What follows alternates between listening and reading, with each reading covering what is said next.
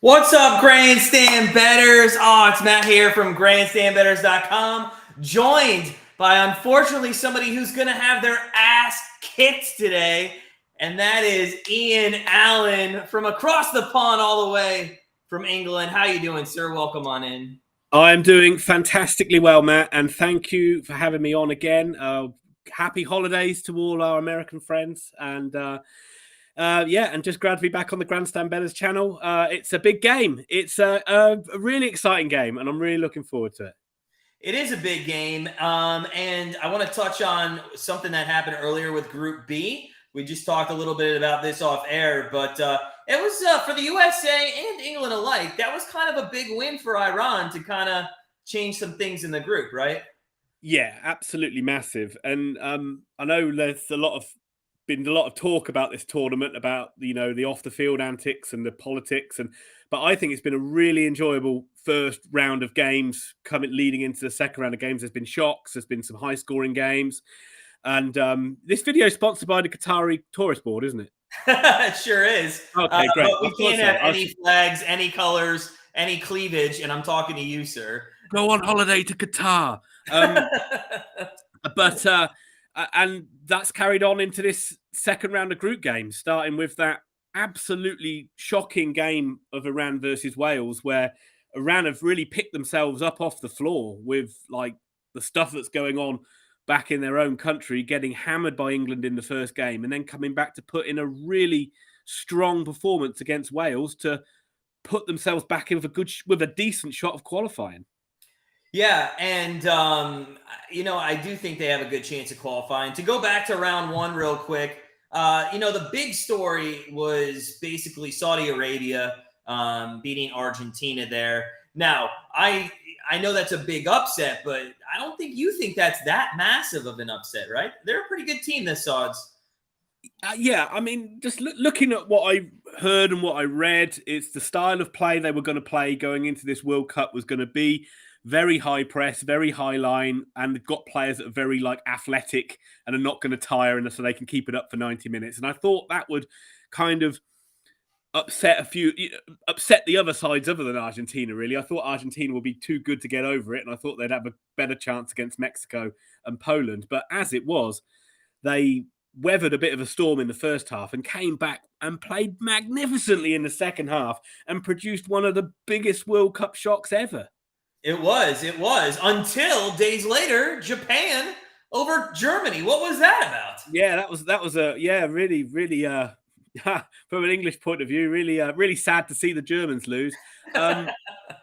Sucker punched, completely sucker punched. Yeah. This is the Germany side, a bit like Argentina. They had their chances in the first half to put them away, didn't take it, left the door open, and Japan just barged through it with some good play and some pretty ropey defending. And it just makes me think back to the England and the USA game, where England got the job done early and could coast out the game. USA had that game against Wales in the first half, couldn't get that second goal, and then paid for it in the second half of the game. Yeah. And you know what? I just saw Haji Wright on the screen. Haji Wright, this guy that I talked about last time, who was controversial in actually making the squad. He only has one goal and 4 caps. He is going to be starting up front today for the U.S. And I'll be honest with you, in my opinion, if he doesn't do anything, I think the controversy is over. I think he shouldn't have been on a team. Yeah, plays for Antalyaspor in Turkey. So is a bit of a left field addition to the squad. Yeah, and I think that's one of the problems USA have had is finding a number 9, finding the guy who's going to be in the box to stick it away. And they've tried Sargent, and he didn't really do much against Wales, so they've gone with Wright this time. Again, Gio Reyna doesn't seem to be getting in this side, which surprises me a little bit. But Berhalter sticks with his 4-3-3, and you'd have to say it's a little bit harsh on Wright. I mean, he's kind of been thrown in the deep end a little bit here, hasn't he? But from his point of view, he's got nothing to lose and can go out. Yeah, and it's not fair to him. I mean, to get on him, he didn't choose; they chose him. So It's not on him. He can't really be upset. There is one person on this squad that has to do something today if they want any chance to beat England, and that is Pulisic, who kind of put up not a great game in the opening one against Wales. Yeah, largely quiet. Apart from did get the assist for the goal from Weir for Weir, but yeah, True. largely quiet. Didn't really do too much in the game. Certainly, USA need him to perform today if they're going to cause the upset. It is going to be an upset, but not as big an upset as I think we've seen from other games so far. So we've talked a little bit about the US, but from your country, from your team, what does England have to do to just make this a very easy win, and that would essentially win Group B?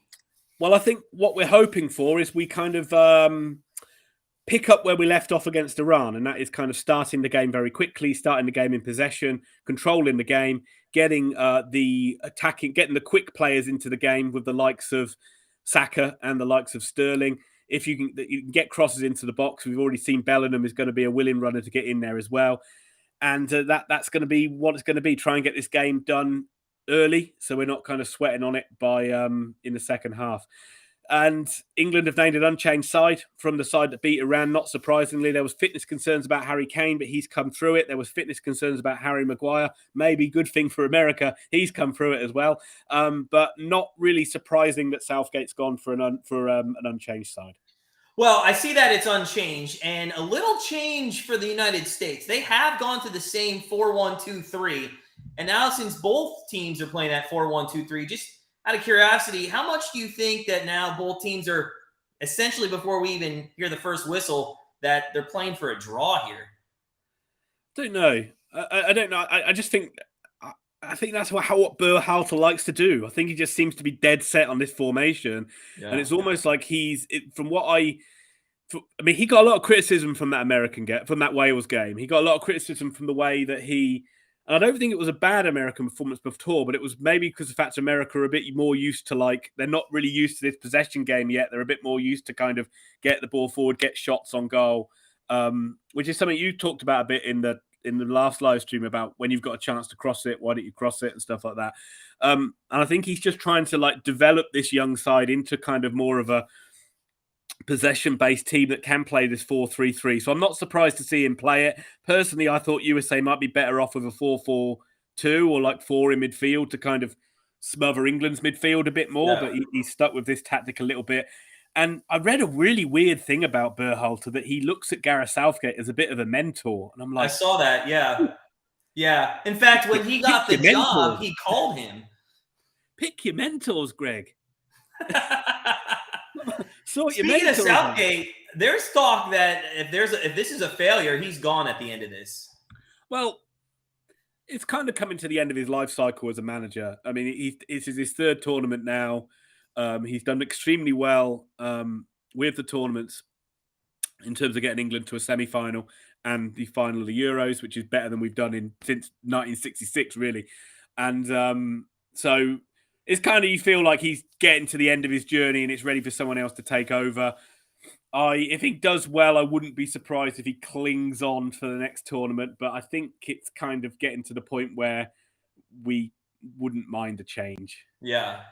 Sometimes a change is good. I see the players are out on the pitch now. National anthem's about to begin. And in the chat, welcome back, John Williams from our live stream last time. He says, evening from Wales. Terrible today. We're 99.9% out, but it's hard to support England. John, that is fine. You come on the US side of the pitch and we will welcome you with open arms. Do you remember when you laughed at England for losing to Iceland in 2016? Payback's fun, isn't it? But yeah, feel free, support us. Come on, cheer on those 3 lines. Can I hear you singing "God Save the King" at all, there, John? No, maybe not. I'll tell you this: that what's hilarious. I feel like media outlets were trying to find footage of us doing well against England at any point during any World Cup. And remember last live stream, I mentioned that goal where. Was it Pickford had it and it bounced through? Yeah, it was Rob Green. They've been showing that one a lot. Dempsey. Dude, I've seen that 400 times today. That's the only thing they've shown. Yeah, they've been showing England have never beaten America in a World Cup. And they played them back in the 1950s and America won 1-0. And apparently it was considered one of the biggest upsets of all time. And then obviously in 2010, it was a 1-1 draw. So this is a chance. But American national anthem is being played, Matt. Do you want to give us a quick burst? Sure. Rockets, I think they burst in the air, something like that. Yeah, no, I know. Hello, my baby. Hello, my honey. On a Hello, side my note, Mariah gal. Carey, I found out yesterday, was doing the Macy's Thanksgiving parade, and they had like a behind-the-scenes picture of her singing, and she had a teleprompter for her own song. Now I'm a little confused. I don't know if I can take entertainers seriously if they're going to put a teleprompter with their own music. I mean, maybe somebody at a concert needs to turn around and see if the entire concert's being sung by teleprompter. Yeah, well, I'm not really that surprised. Right. But did they sing England's yet? England went first. England's England's is really quick. England's is like 30 seconds an hour. Like save the queen, but she already died, something like that. Well, it's a word change now. Take out the word king.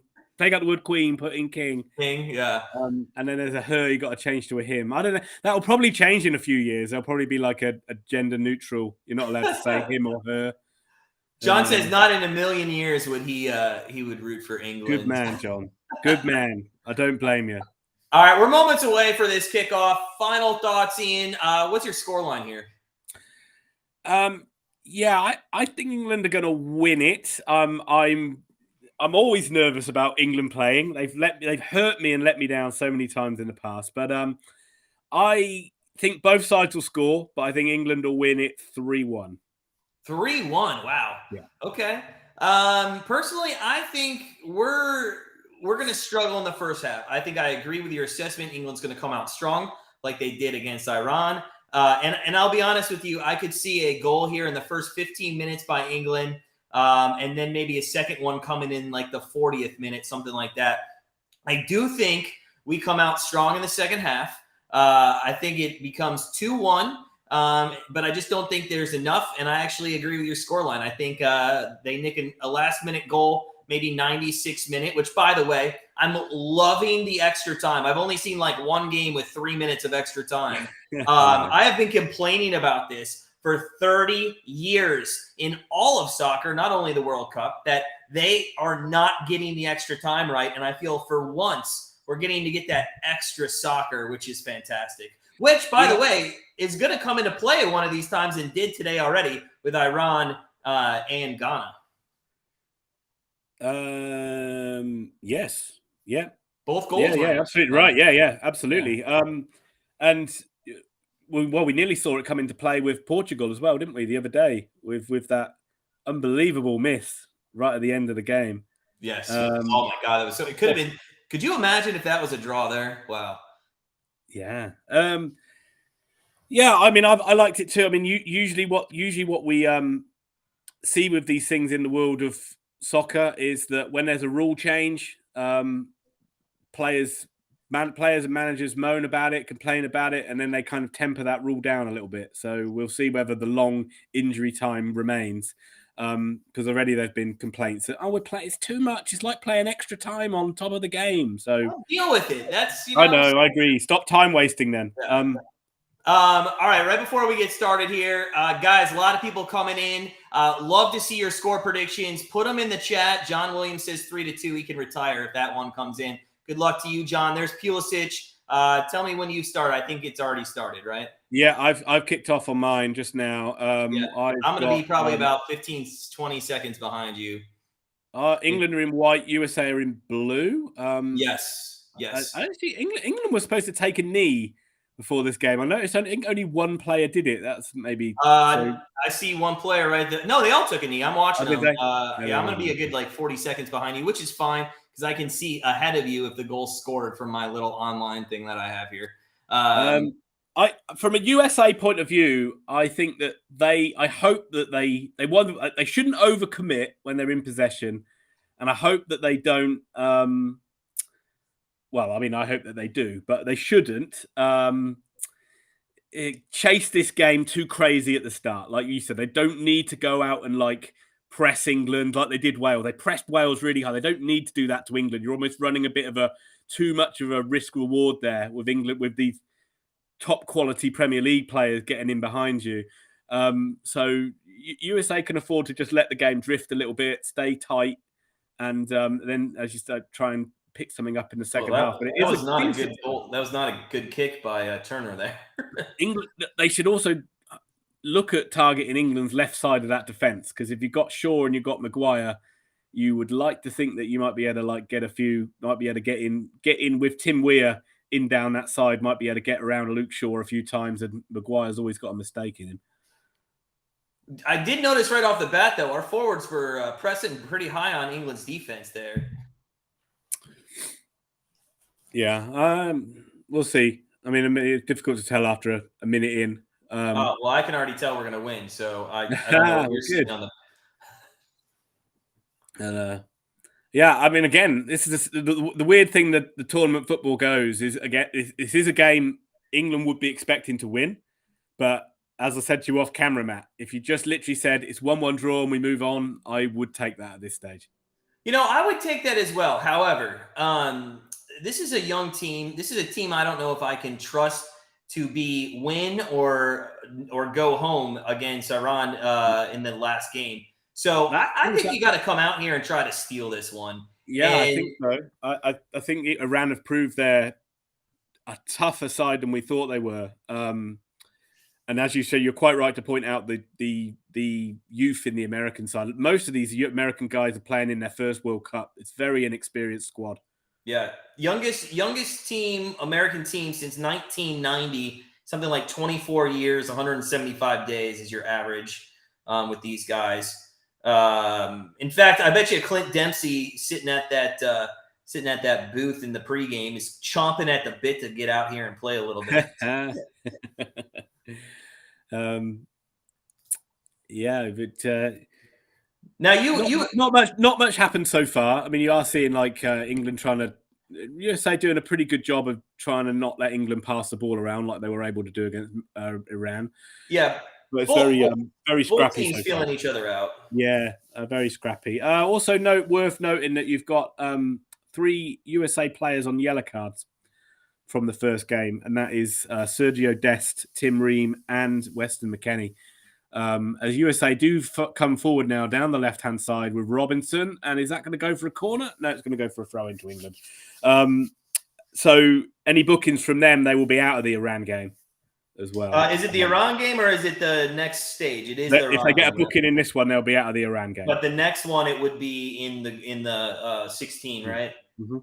Now that Brest, or is it Best? Dest. Yeah.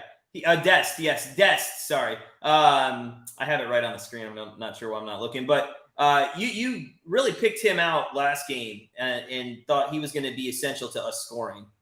Yeah. Well, again, him getting forward down that left-hand side. If down England's attacking Luke Shaw and attacking Maguire could be a good outlet for the USA today. But if he, again, that comes down to USA balancing out, overcommitting him. Because if you can't have just like him and a lot of other players bombing forward, because you'll leave too many gaps at the back. So they got to pick their moments when they do it. But he definitely, and Robinson on the other side is a pretty handy fullback for Fulham. So USA certainly got some strength if they can get the ball out wide to their fullbacks and get them going forward. Now I did just see a stat pop up that England hasn't won since 1966. Is that correct? That is correct. Okay, the only tournament we've ever won. Really? Despite us always singing football's coming home, it is only ever come home once. So John Williams says, England's not going to take us seriously. Now's the time to shock them. Iran will be right up for the match against us. You got to steal one now. I couldn't agree more. I mean, Ian doesn't take me seriously, so I know how the Englishers feel about us Americans. There's been a lot, and a lot of it is just like Twitter banter. But there's been a lot of like saying we can't lose to America because they cut that. We can't let soccer win. And I did see this clip of like the America fans chanting in like some bar somewhere saying it's called soccer. And I thought that is fucking brilliant. I don't know if you saw this. I don't know if you saw this, but Beckham And Peyton Manning had a commercial about the difference between soccer and football. No, I did not see that Oh, one. it's classic. You'll have to see I'll that have a on look at YouTube. that. It's Peyton Manning and David Beckham. Both those teams played for America. Or both, one for England, one for America. Peyton Manning, very good quarterback. Yeah, but Beckham will just Beckham will do anything for $1, as we've learned in this. Oh my God, yeah. Although his wife is okay. I'd take his wife. Yeah. My wife's yelling at me now, so I might be sleeping on the couch. I was gonna say we could get down a bit of a rabbit hole if we start talking about that. YouTube saves it forever, but we haven't seen anything from it. I mean, USA are certainly the ones who have started this game in the opening 7 minutes, looking with a bit more intent than England. England haven't really got any passing going, haven't looked dangerous at all going forward. It's the US who are trying to get things going. Also, I worry about USA and I talked about it in the last stream, I worry about them from set pieces. I don't think they're a particularly strong side attacking or defending set pieces. And that is actually why I've got a couple of bets on England, on Harry Maguire and John Stones to score goals at any time today. I hate to say this. I've watched a lot of sports in my time. This just now has the feeling of like a 0-0 game. I mean, it does. Well, I mean, we're 7 minutes in. I know, but I just get that feeling like both of these teams are just out here to grab a point. I mean, like a blind man at an orgy, man. We switched from an offensive formation last time, and I know there was criticism, to a defensive one. And I haven't seen. There's a run down the left-hand side. I know I'm behind you, but I mean, and then we just let it go out of bounds. 50%. To 50% ball possession here in the first 10 minutes. Yeah. I don't know how much USA changed it against Wales. I think they got a bit stuck with kind of being in that situation where they're winning the game. You are a bit caught between trying to go out and getting that second and trying to protect what they had. And that's where they got kind of stuck, really. I'm not sure they really changed too much. I don't really actually think they played that bad in that second half. Wales just changed tactics and up their game. And, the goal came about from a really Zimmerman, who had a pretty decent game in the back line, just making a really rash tackle on Bale. And then Bale, of course, does what he does, steals the headlines and, other than not really doing much else in the game. Don't even get me started on that penalty again. The next day, all I saw was social media posts making fun of a guy with his back to the goal, and we're fouling him. I mean, that's ridiculous. I will say this though. I play a lot of poker, and when you have nice play by England. England just coming in on goal now. I think it's Bellingham running in. Nice play. Plays Saka in behind. Harry Kane. Oh, it's gone just wide. Deflected wide. I think that's a great stop by Tim Ream. Actually, I think it is Zimmerman who's made a brilliant stop on Harry Kane there, who looked odds on to put England in the lead there. The first time England have really broke in behind America, and they cut them open pretty well. But that is a great block. But maybe we got a corner, Matt, so maybe we might get Harry Maguire or John Stones getting on the end of this. Oh, that was a bit lucky there. But listen, here's my thing. I play a lot of poker. I hate when you have a lot of chips, people that sit back and just because they have a lot of chips, they're not aggressive. You got to do the same thing in soccer. I'm sorry, but 1-1, you got to still be aggressive and go out and win. And I have a lot of problems with teams sitting back. Yeah. I mean, unless a tie puts you through the next round, why not go for the 3 points every time? It's the same thing in American football when they get into overtime and regulation in the regular season. A tie. Why do you just play for a tie at the end of the game? Why don't you throw a Hail Mary with 5 seconds? Worst case scenario is it's still a tie, but people just kneel on the ball, as that corner did not do anything, by the way. No. It just resulted in. You're going to see you're going to see 3 points for England in a minute. Yep, and we talked about that last live stream, and that's a bit ambitious and a bit optimistic there. Was that Harry Maguire? I think that Harry Maguire actually did a pretty good job there of keeping that corner alive. And I think that was actually Mason Mount who maybe took that pretty wide. That's an old Chelsea fellow, right? It is an old Chelsea fellow. Yes. And also as well, again, another thing to just, and I do agree with you, but I do get sometimes where teams are a bit cautious and see things out for a draw. Like in a recent rugby game, England played New Zealand. England were getting their asses handed to them, and then England came back with like 3 late scores and tied the game up. And then with the final thing of the game, they just got the ball and kicked it out of touch, kicked it out of play, so the game ended. Yeah. And they kind of, and rather than getting cheered off, they kind of got a bit booed because some people were like, "Why didn't you go for the win?" And I think they kind of, I don't know. I think you just do get a little bit caught between, like, we've put a lot of effort into this. Do we risk win? Do we just sort of like avoid defeat? And it's because if they do risk it and it burns them, I mean, then you know what? We're all on a like, why did you do that? All you had to do was sit back. I mean, it's just you're a bit damned if you do, damned if you don't, aren't you, in those situations? And you're always going to like, and in tournament, in such a short little round robin thing like this, you almost you're gifting 3 points to the other team is pretty crucial when you don't have to. England coming forward now, Kane picking the ball up deep like he does, terrible ball out wide, and USA can clear that quite easily.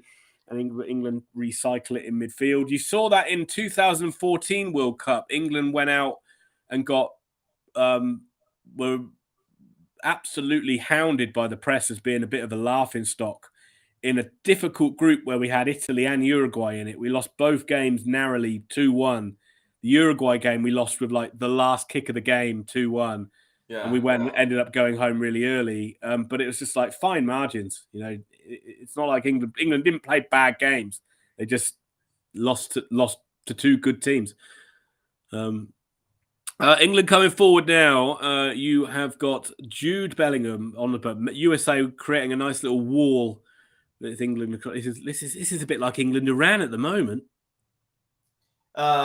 We don't look like we want to attack at all in this first half.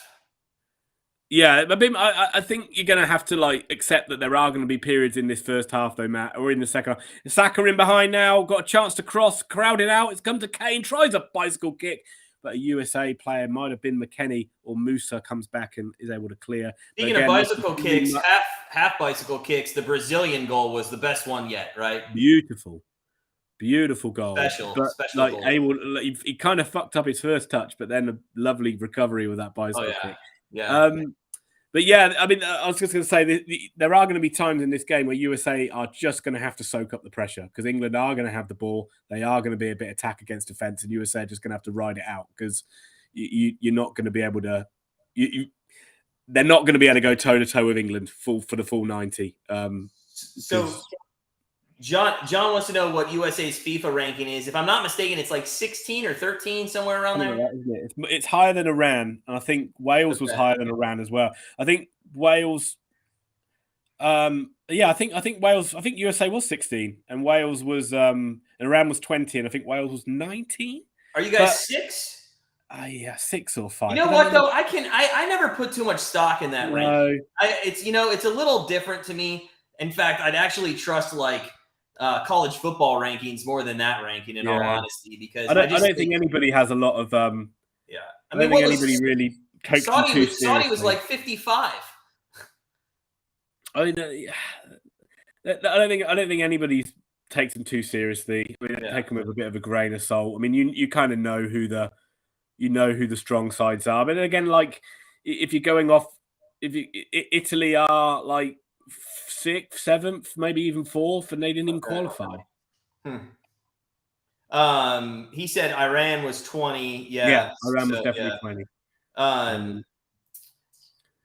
So at least USA is getting a little bit of possession here after a couple quick goal attempts there by England in the first 5 minutes. I mean, this is coming. This is England kind of playing a game on the. This is England definitely playing a game they want to play at the moment, though. USA are really retreating back, and England are picking up the ball in between their defence and midfield, and just being able to turn and get the runners going. As another cross comes in from Kane, but it's not from Kane, but it's straight down the throat of Matt Turner. But USA might be able to come out and counter-attack now, getting the ball down the left-hand side with Pulisic, who is running.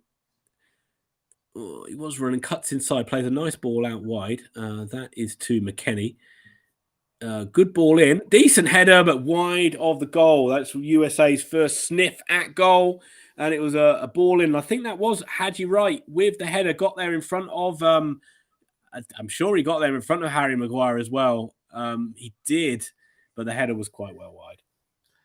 Now, do you guys play a counter game or are you just playing offense? Because I know teams, especially there's some teams out there that only play counter offenses. England can mix it up all right. It depends who we play against. If we play against some of the better nations, that's sometimes when we're at our best, is when we turn the ball over, because we've got a lot of quite pacey players. But we're not always the best at recovery from transition, I must say, and sometimes we can be a bit sloppy when we get picked off in midfield. All right, guys. Carl, sorry, Matt. No, I was going to say, hey, I see a lot of new people coming in. Appreciate you guys stopping by. We got Ian Allen from his YouTube channel. Check out Ian Allen on YouTube. He does everything soccer, but focuses on the Oxford United team, which is what a team. Wickham. What a team. Screw all of this World Cup action. We've got FA Cup action tomorrow, and that is really what I'm interested in. Hey guys, make sure you smash that like button though. Go subscribe to Ian's channel, subscribe to Grandstand Bettors. We're about 18 minutes in to this match. Not much going on. There's a foul I just saw on the United States, free kick for England, but ball possession has significantly turned after the first 5 minutes, 65% towards England. And if you had to bet right now, I'd be betting on England to score in this first half. Yeah, you probably would, wouldn't you? I mean, if you had a gun to my head and you had to pick somebody to score in the first half, they looked like the better squad. They look like the ball movement is a little more fluid, and it looks like they're just better. Look at this to them. I can tell you're American, Matt. If you put a gun to my head, you just can't get away from it. Cannot get away from it. The last time I saw guns from an Englishman was the Boston Tea Party, and you know how that worked out for you. We won that one, didn't we? Well, you didn't win that because all the tea was technically in the whatever it was, the Atlantic Ocean. Do you know what? They failed to teach us that in school. Did they really? Oh, that's unfortunate. That's unfortunate. You think they're going to teach us about something we've lost? Yeah. Welcome back, Matthias. Glorious wins. Matthias says hello. He wants to know if you were surprised a little bit by Brazil. I wasn't surprised. I thought they played a good match. I was just a little surprised, honestly. On the lineup, I thought some of the players should have been out. Some of the players should have been in. I had over 2.5 goals, so I would have quite liked Brazil to have knocked another one in. But I thought they were, considering that was a tricky game. Serbia aren't a bad side at all. I think Brazil did a good job of that one. In your opening game of the World Cup, you just get the job done, and they did.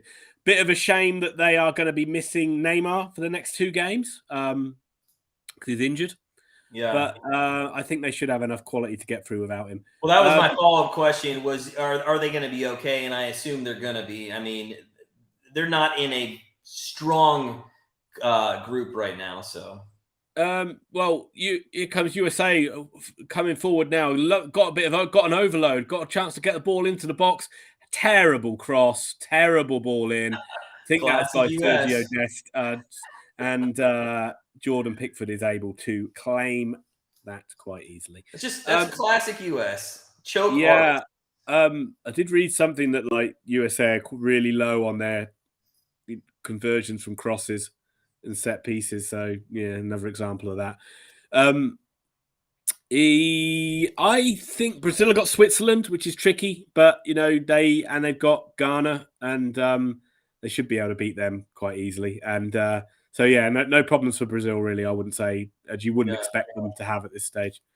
But but Richarlison, there's a lot of people in England who might be a bit surprised to see him as the guy who's like leading the line for Brazil, who's like the number 9 because he doesn't really get in the Spurs side. He's always a kind of a striker that's a bit inconsistent. But for Brazil, he has been in red hot form, and he is the guy that they've backed to be the guy to score the goals, and he came up with the goods and then some yesterday with a quality striker's finish and a spectacular bicycle kick. Yeah, Matthias, thanks for the correction. Yeah, it's not Ghana in that group; it's Cameroon. But still, I think that's an even easier side there. I mean, they were okay. I mean, they were decent against Switzerland, but they look pretty toothless. The Swiss, they're only good for cheese and knives. Cuckoo clocks. And cuckoo, okay. Well, see, I don't get those imports over here. There's not. I don't know if you know this, but in 2022, there's not much need for the cuckoo clock. Yeah, man, you're not a Roger Federer fan with your strong tennis background. I am a Federer fan. Are you talking about his watches or just him in general for being from Switzerland? Well, he's Swiss, and he's kind of one of their probably the biggest sporting hero, I would say. Probably, it's not going to be their football team. I know they won. Granit Xhaka, huh? Not going to be Zheddarin Shaqiri. You know what player right now that I have on my short list of, if there was an MVP of group stage, is that Valencia guy from Ecuador. I really like that guy. Oh, Enner Valencia. Yeah. Playing great. Been a bit of a journeyman. Finds himself in Turkey now, I think, with Besiktas, I think. But he's been in a few Premier League clubs and playing very well. I thought Ecuador have been really impressive so far in the 2 games I've seen. A lot of midfield neutral zone being played right now. But yeah, you said just come back into it a bit more in the last few minutes. They've had a little spell of possession, a couple of little attacks, and have pushed England back a little bit. But yeah, you're right. Not very exciting so far. This game really is it. Not really many chances to speak of. And I'm telling you, I saw this coming a mile away. It's always has to be a cinematic movie type script when it comes to USA. And what else would it be? Needing a win or a tie at least against Iran. I mean, we're setting ourselves up for the same situation against like where Algeria was, where we needed that goal by Donovan to get through to the round of 16. I can just see something in like the last 15 minutes in the third game needing to happen for us to move on. Whether it happens or not, I don't know with this team. They're a bit younger, so we'll see. England are going for some long balls over the top, and the first one was a beautiful ball, I think, from John Stones, which got out wide, and then England kind of messed it up, I think, with maybe Sterling running in the box. They've just tried another one with Saka, and he's messed it up on the other side, and it all results in just USA having a pretty comfortable throw-in down by their corner flag. I got to give Sterling credit there. The touch to bring that ball down on the wing, that was fantastic. He did all the hard work until he got to the box. Yeah. And Saka, I saw, he just lost that out of bounds. That's a heavy touch from him. In very typical Raheem Sterling fashion, he will do everything and then find a way to fall over when he's got when he can tap the ball in the net. Friend of the channel, Andy's in. US doesn't have that ability to build from the outside back to generate the counterattack. What do you think, Ian? I don't know about that. I mean, to generate a counterattack from building from the back. I think USA have got the ability to certainly put England under pressure and win balls and counterattack on them. I just think that they can't. As I said earlier on, I don't think it's not a strategy they can just go out and do for 90 minutes. They've got to pick their moments of when they do it, really. I will say, but I understand what Andy's saying here, because here's the thing. I watch a lot of soccer or football. I was going to say USA with a good chance to get a ball in the box. That is a great chance for the United States. That's Weston McKinney. You're going to see it in a second, Matt.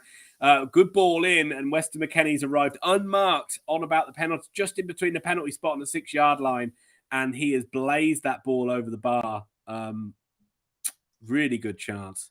Back to Andy's point, that was USA really building from the back there as well. That was a great move by USA, and England's defensive sloppiness coming back.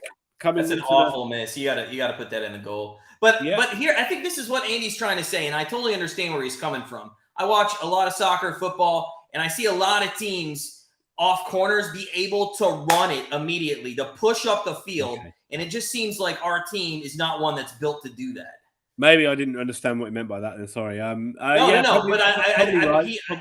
I understand what I think Right. he's saying because we're English, we know each other. Probably right there. Then I would say you might be right. It's not. I wouldn't say there's like a blistering amount of speed on the counter attack. I just don't think they try to push it all. I mean, I think they're just methodically trying to get it up the field, and it's quite honestly, it's a quite more boring game than I'm used to watching with USA. Yeah.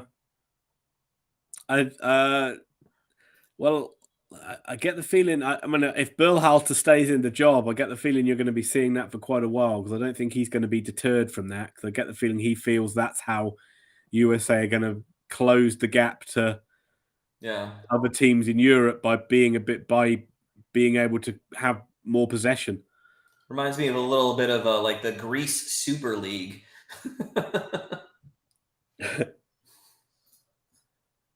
All right, guys, welcome on in. We're about 27 minutes in. We're in the 28th minute actually right now. Hey, make sure you smash that like button if you could. We're with Ian from his own channel on YouTube, Ian Allen, Oxford United fan, who was compared to what team? England? Well, in a rag of a newspaper that did their World Cup prediction guidebook, they compared Oxford United to Morocco. To Morocco? Oh, okay. Yeah, that seems actually right. Seems bang on, doesn't it? Yeah. And there was a tenuous link there to basically Morocco did well in 1986 and Oxford did well. Oxford won a major trophy in 1986 as well. So there's your link, folks. 1986, wow. Yeah. But United States coming forward again and getting the ball into the box. Trippier not unable to get it back, and USA have another chance to cross this in. But again, they don't cross it. They build from the back. Shooting chance, deflected, goes straight at Jordan Pickford.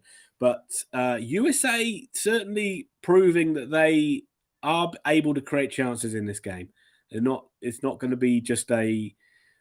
It's certainly not going to be a formality what we saw against England, against Iran. USA is certainly showing that they are capable of causing England problems. Yeah, the second 15 minutes here, they've been a little bit more aggressive, although it does seem to be more of that counter play. They get the ball, they go, they have that one chance, and then England takes over with possession because England's actually now almost up to 70% possession on this match. Yeah, I mean, this is a real England performance so far from me. It's been like kind of like some although England have got the ball into the box, but Mason Mount can't do anything with it, and it goes straight through to Turner. It is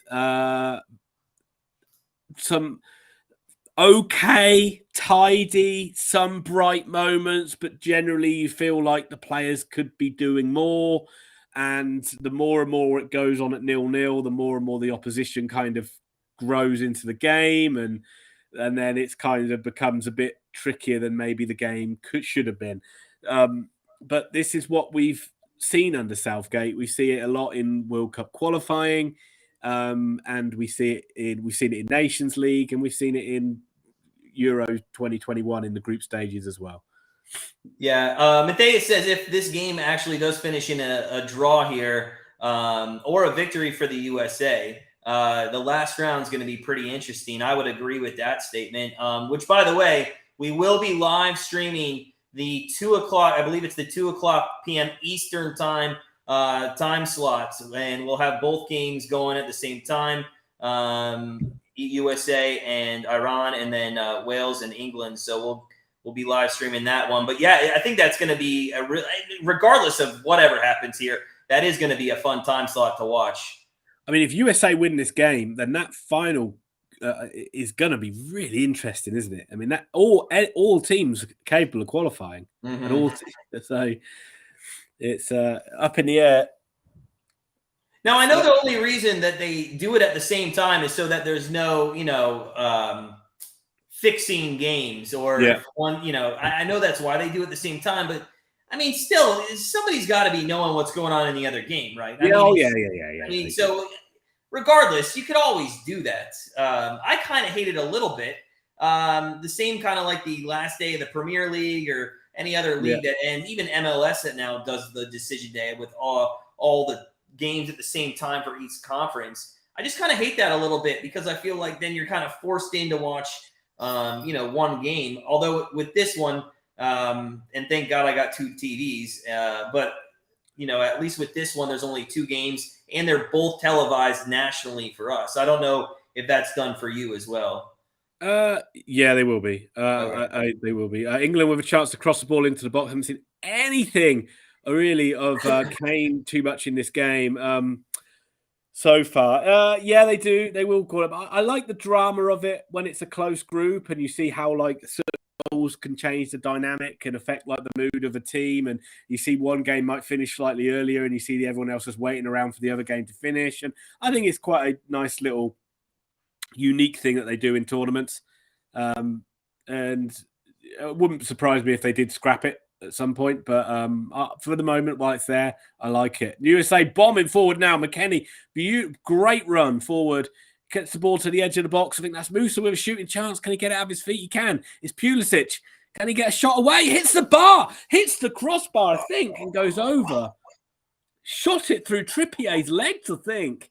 And Pickford, not sure if Pickford got a hand on it. I think it's given as a goal kick, but that was a very good, great effort from Pulisic. 2 players around him, but he's able to get the shot off, and Pickford was beaten there, and that has, luckily for England, thumped against the crossbar and gone behind for a goal kick. Yeah, I don't think he got a hand on it. Did not get a hand on it. Yeah, I think if it would have tried to go in, I think it would have he would have had a hand on it. I think with his height there. Let's see from the other angle. Yeah, not the tallest keeper, Jordan Pickford. So you never know. Has Harry Kane won a free kick here? If he's not, he's down hurt. Doesn't look like. I mean, if that is a free kick, that's a bit harsh on Zimmerman. It is given as a free kick, which Kane's kind of bought that one a little bit there for England. But yeah. Well, this is England, folks. We were hoping that we'd seen something in that 6-2 win against Iran, where it was like, this is how we're going to play in this World Cup. But no, we're back to what we do best: flatter to deceive. John paused his TV to align with us. Thank you, sir. That's awesome. We always appreciate that. At least one of us does that. I know I would have occurred. Bloody preview on UK TVs just doesn't. I'm not too cheap to get Sky or cable. Or it's BT. okay. When you live stream, there's, as you know, Ian, there's a lot of back end work you got to do. So being able not to have to talk and being able to communicate with our chat here is much easier. So I appreciate it. There you go. Time check, John. It's we're at 34 minutes and 19 seconds, I believe.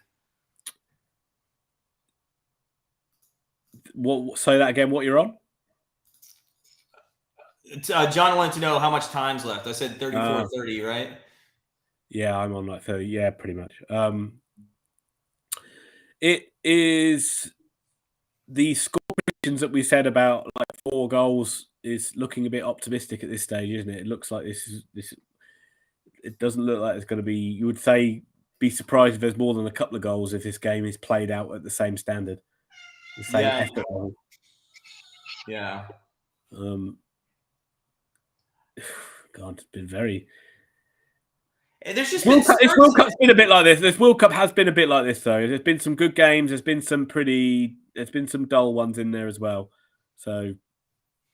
I mean, yeah, but goals not necessarily don't mean a great game. I'll be honest with you. Spain, Costa Rica was ridiculous. I mean, CONCACAF should be just embarrassed that Costa Rica is in this World Cup. Yeah, they're not a good team.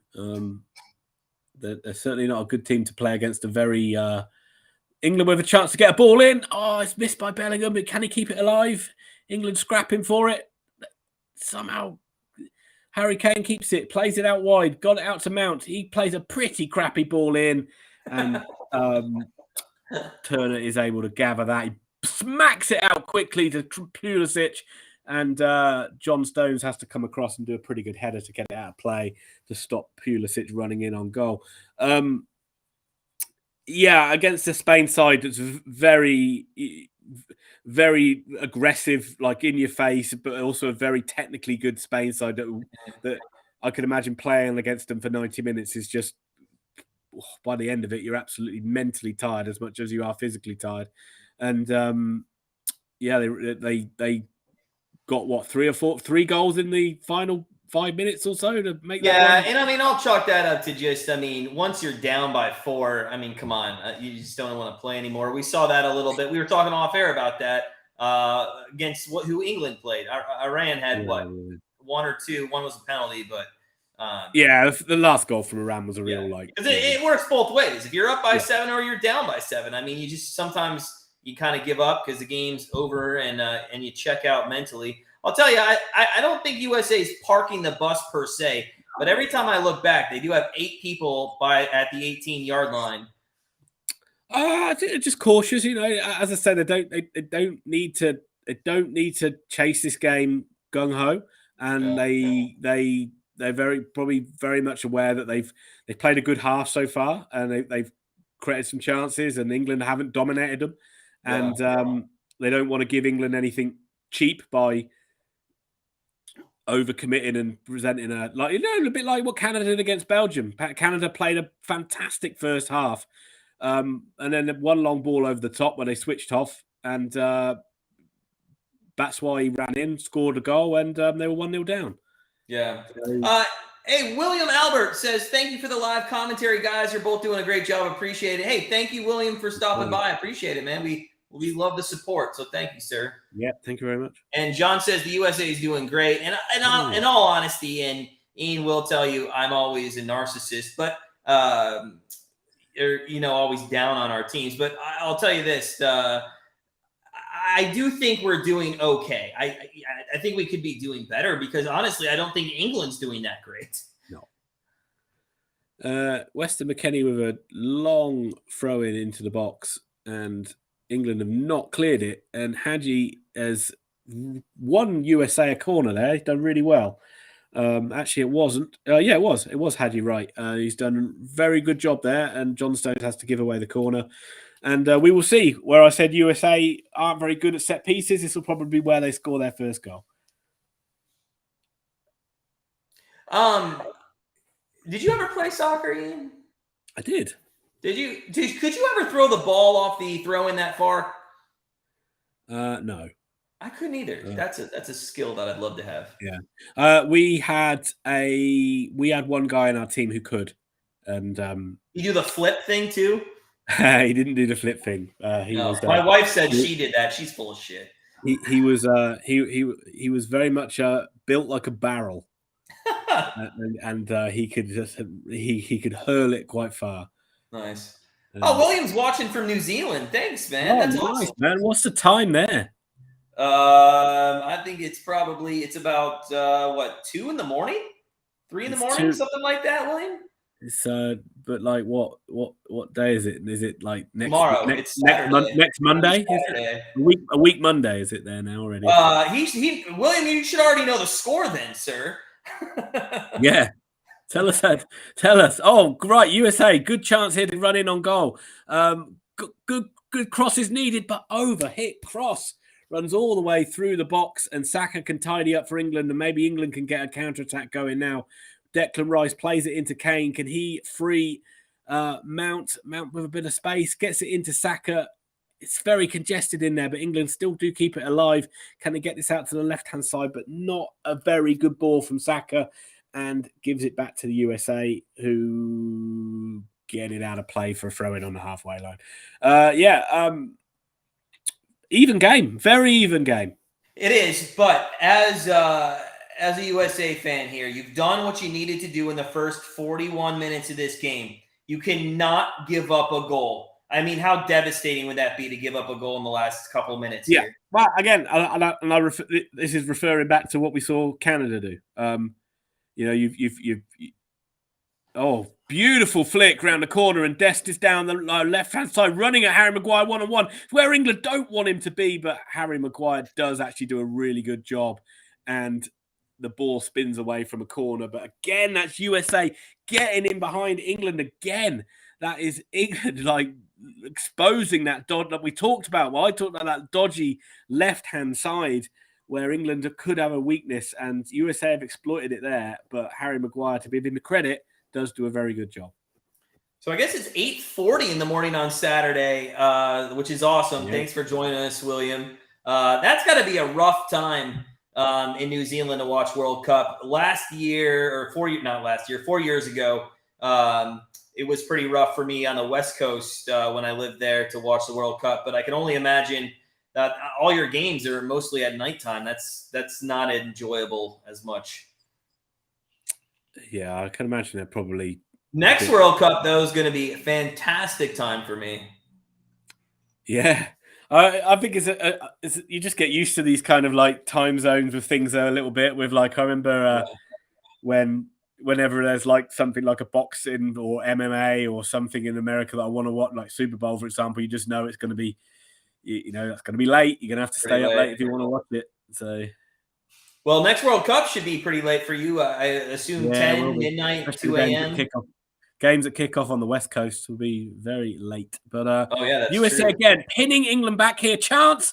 But again, USA get the ball in the box and win. Pulisic is winning the header up against John Stones there, but he can only put it wide. England have not been that good in the last 25 minutes of this half. USA have really come into it, played a very good half of football. That's a good chance. That's a free header from a guy that plays in the freaking Premier League for one of the top clubs. That's a free header on about the penalty spot, and he can only really come off his shoulder and spin wide. That is a good chance for USA. Well, I think his own teammate might have got in the way there too. Possibly, but if you see it from the other angle, it looks like he's got a pretty clear shot in there. Well, some of us aren't there, Ian. Pretty good. I think that, again, are England going to do that there? England going to snatch this at the end of the first half? Nope. Saka, Sterling, very ineffective in this game. But Bellingham's picked the ball up in midfield. He tries to get Shaw on the overlap. Is that a good ball in? Nope. Turner can come out and claim it. And England are not going to get any joy from that attack. And USA bowl it out and can start again. I kind of want a half time now, Matt. Not going to lie. Yeah, listen, I think we need to put a little more balls towards Pickford, because I think that his recent form, a few World Cups, that wasn't him, was it? No, that wasn't him. Pickford was in the last World Cup. He was in the last Euros. He's generally been a pretty good goalkeeper for England. He's very good. He's erratic. What club does he play for? Plays for Everton. Okay. But he's one of these England players where his club form doesn't really.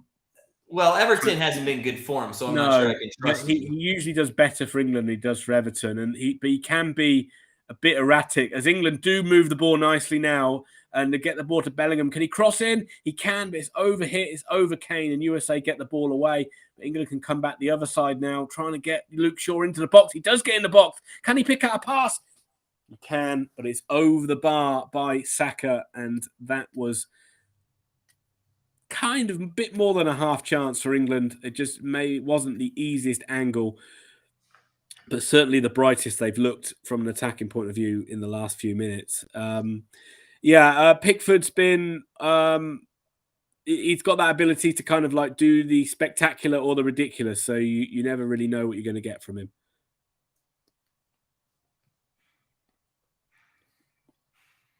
I really think they should have scored there, or at least Saka should have done a better job. That was to me, that's a bad touch off his foot there.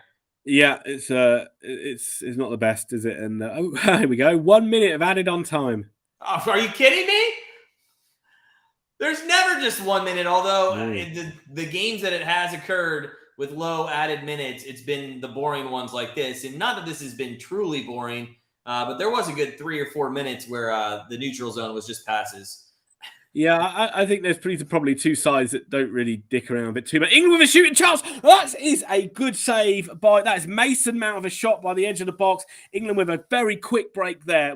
That's the first time we've moved the ball quickly. One touch passing gets Mason Mount to the edge of the box. Lovely shot by Mount. Could have been a bit more in the corner, but Matt Turner gets down and produces a very good save. That would have been a real sucker punch for the US there. and something that they've got to be wary of, that this England side is going to be dangerous. Is that a corner? Corner to England. So Last USA chance got here in the first one half. final bit of defending to do of the first half. And I stand by what I say. I'd quite happily take a draw now. It's an absolutely shocking ball here. I mean, it's straight down the throat. He couldn't have asked for anything better from a goalkeeper, to literally just stand there with his hands in the air and the ball just glues in there. And that is the end of the first half. All right, guys, end of first half. It's 0-0. We're going to take a quick break. We'll be back before the start of the second half. Listen, if you haven't smashed that like button, if you could please do so, that would be awesome. Keep us going here strong on YouTube. If you haven't subscribed to Grandstand Bettors, make sure you do so in the bottom right-hand corner. But also in the description, check out Ian's page. He's everything soccer, a man of many trades. William says, man, that was close. England are so dangerous. They are dangerous. But I have to be honest, as a USA fan, I was impressed. I would say right after the 22nd minute, things started to turn around for the USA team. They didn't do too much. Final thoughts before we go to halftime on the first half, Ian? Yeah, good first half from the USA. I thought they came on strong at the end of that first half. It'd be interesting to see how they come out in this second half now. We saw them, the level dip a little bit against Wales. From an England point of view, I hope that happens again, and because England have been a bit lackluster themselves. All right, we are going to take a quick break. I'm going to fill up my Yahtzee shaker. Ian's going to get some tea from the king himself over there in England. And we will be right back.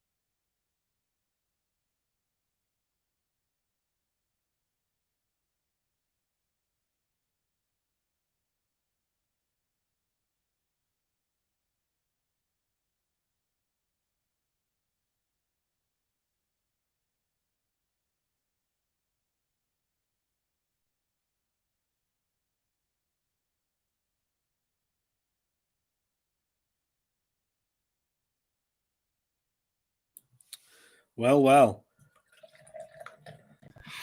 Well, that was it was an exciting half. I'm actually sitting here looking in at some betting for the second half in game, and I wish the total would get down to 1. So at least if there's only 1, I could take a push. I mean, do you think there's any chance there's 2 goals here in the second half? I still remain optimistic that the game could be 2 goals in the second half. Yeah, we've seen that in other games in this tournament that have been 0-0 at half time, and then there's been an explosion of goals in some of the games in the second half.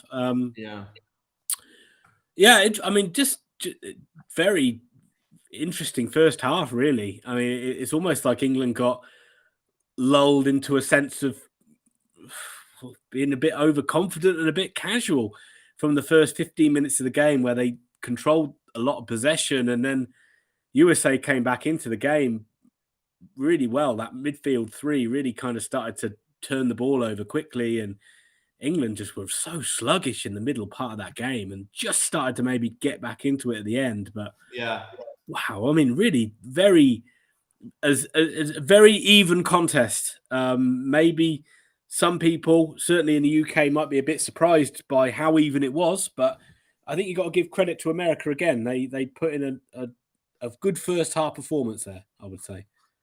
Yeah, again, to reiterate kind of what I said before we went to break there, I do think that, we played well. I kind of said it 5 minutes in. I think this has 0-0 draw written all over it. But now that we're 40 minutes in, you believe me now? Yeah, I know. It's it seems cagey, doesn't it? It seems cagey, but there's been some chances in there. I think the biggest annoying thing for me is England. I've seen this from England before, where they get into a habit of playing so slow in possession. Where they didn't do that against Iran. They moved the ball very quickly against Iran, and here they're very slow and it's turgid, and there's a lot of passing between the defenders, and then all of a sudden they play a ball into midfield. USA nick it off them, and they're good to go. And I wish England would just sometimes just play with a bit more bloody tempo. Yeah. Hey, before we get back, I do want to go over some bets that we do have, some future bets in play. Let me know, yay or nay, whether you think it's got a chance. France to win the World Cup. Well, of course it has a chance. It's a great. All right, we got bet. Yes, we got debit. I'm just saying, like at the moment, what do you think? Yay or nay? Good. Yay. All right, Portugal to win the World Cup. Yay. Belgium to win the World Cup. Yay. Uruguay to win the World Cup. I'm going to edge towards nay on that one. I was disappointed. We took a flyer on them. It was 38-1. I was very disappointed with their opening match. What did you think about their opening match? Lackluster. It reminds me a lot of this one, to be honest with you. They're a side that look a little bit. I actually thought that they played again. Who did Uruguay play again? Was that Ghana? Uruguay was it was Ghana. No, South Korea. That was it. That was the 0-0 draw.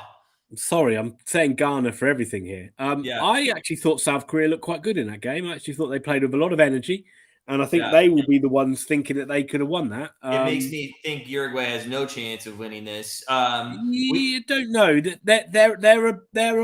They're a tough nut.